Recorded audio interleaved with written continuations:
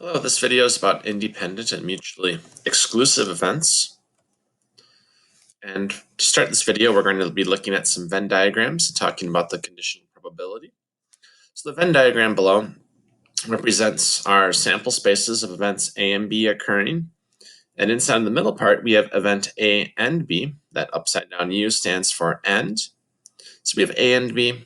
A or B would represent everything in A or everything in B, so both circles together. And the rectangle represents the full sample space. So everything inside of the rectangle will add up to 100% or 1. So the areas of the circles represent the probability of each event happening. And once again, the middle part is what they share, A and B. And everything enclosed by the circles is A or B.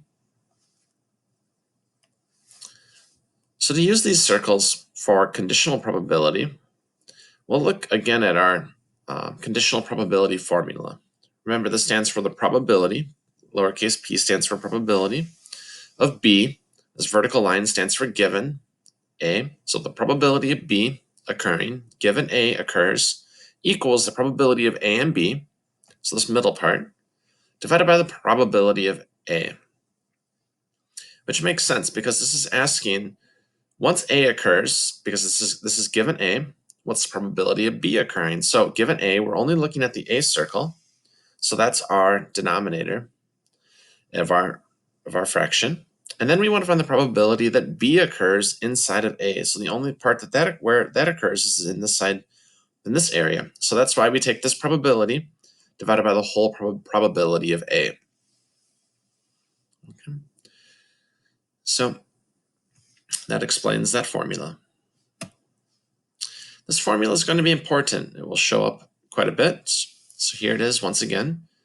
And what they've done down here is just rewritten it, and then they multiplied both sides by the probability of A to get the probability of A and B part over here by itself. So this formula will show up in the future. Here we have some more formulas, and these are talking about independent events. And independent events are, so two events A and B are independent if the knowledge that one event occurs, or that one occurred, does not affect the chance of the other.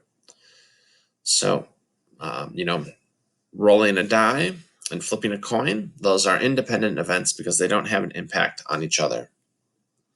But drawing a card out of a deck and then keeping the card out of the deck and then drawing another card, what you draw out on the first card changes your probabilities for your next draws. So those would be dependent events. So some formulas here. The probability of A given B. For independent events, remember these events don't impact each other, is just the probability of A. Because B has really nothing to do with that. B won't impact A. Probability of B given A is just the probability of B, because A has no impact on B. And the probability of A and B occurring, we just take the probability of each together.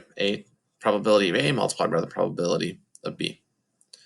So for example, the outcomes of two rolls of a fair die are independent events. The outcome of the first roll does not change the probability of the outcome of the second roll. So to show two events are independent, you just show one of the above conditions is true, and then they are independent.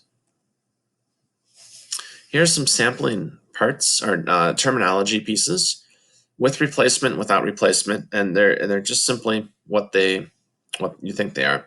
So with replacement means once you pick something out, you replace it back. Without replacement, once you pick it out, it stays out. And we'll be using decks of cards later on for this.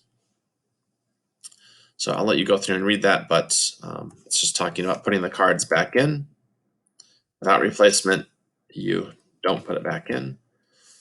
So for example, here's our 52 deck, or 52 card set of cards, or deck of cards. So if we do a Queen of Spades, Ace of Diamonds, Ace of Clubs, and Queen of Diamonds, that's possible without replacement and also possible with replacement, or without and with, because nothing repeats here. But the next one you'll see, we have the King of Hearts. and the king of hearts. And so that one is not possible without replacement, because to get the king of hearts and the king of hearts again, there's only one king of hearts. So once it's been picked, you can't pick it again. So that would be impossible without replacement. This one is all independent cards, so that's possible either way. All right, and then the next part is called mutually exclusive events. Mutually exclusive events are events that, if we think about our Venn diagram, they're two circles that aren't overlapping. They can't occur at the same time. So A and B share no common outcomes, and the probability of A and B is 0. They have nothing in common. So here we have the numbers 1 through 10. We'll let A be 1 through 5, and B 4, 5, 6, 7, 8, and C 7 and 9. We notice A and B have overlap of 4 and 5. So the probability of A and B would be those two values out of 10. It's not equal to 0. So these are not, A and B are not mutually exclusive events. But A and C, A is 1, 2, 3, 4, 5, C is 7, 9. They have nothing in common. So those are mutually exclusive events.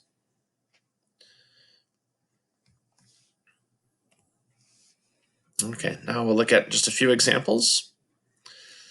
Flip 2 fair coins. Sample space would be here. Heads, hens, hens, tails, tails, hens, tails, tails. The outcomes are all right there. Heads, hens, heads, tails, tails, hens, heads, tails, tails. They're all equally likely. In fact, how likely are they? To go heads, hens would be 1/2, 1/2. So we multiply those together to get 1/4.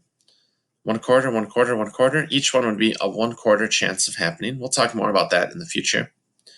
Let A be the event of getting at most one tail. Then A can be heads, hens, heads, tails, tails, hens. So just at most one tail. The outcome HH shows 0 tails. HT and TH show 1 tail. And then B is getting all tails. So B is TT. And we notice that these have nothing in common. This is the one that's left out of here. So these are mutually exclusive events. And we can see how B is the complement of A, because they're opposites of each other. So the probability of A and the probability of B, this one's 3/4, this one's 1/4. They do add up to 1 because they are complements of each other. And then there are the probabilities we talked about. So that's just an example of showing how probabilities are kind of calculated and complements and so on. Okay, let's do another one. Flip 2 fair coins. Here are the same sample spaces, and the outcomes are right there, all equally likely. So let event C be the event of getting all heads, so heads, hens. B, tails, tails. And we know that these can't happen at the same time, right? All heads, all tails, no. So probability of B and C is 0, so they're mutually exclusive. So if we had to show that something's mutually exclusive, you could calculate the sample space for each one and show that they have nothing in common, and then write this down. The probability of B and C is equal to 0. Then let D be the event of getting more than one tail. So tail, tail. Probability of D is 1/4. We'll talk more about where that comes from later. E is the event of getting a head on the first roll. So that would be heads, tails, heads, hens. So 2 1/4, or 2/4. And that's how we calculate some probabilities down there. And the next one here is find the probability of getting at least one or 2 tail and 2 flips. So let F be the event of getting at least 1 tail and 2 flips. So heads, tails, tails, heads, tails, tails. That's going to be 3/4. Because each one of these is 1/4, 1/4, 1/4, which we'll talk about. I guess, yeah, we could talk about it right now, how we get that. Go back up. And to get that piece, we're using this probability here, where we're multiplying our values together. Probability of A multiplied by the probability of B. And we know that flipping these coins are independent events because flipping a coin doesn't have an impact on the other flip. So down here to calculate heads and tails, we ask, what's the probability of getting a heads?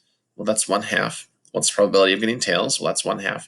So the probability of getting heads and tails would be 1/2 times 1/2, so 1/4. So this one is 1/4, this one is 1/4, and this one is 1/4. And then we add those three together to get 3/4. Okay, that's it for now. We'll calculate more of those probabilities on the future videos because that wasn't explained all that well. All right, bye.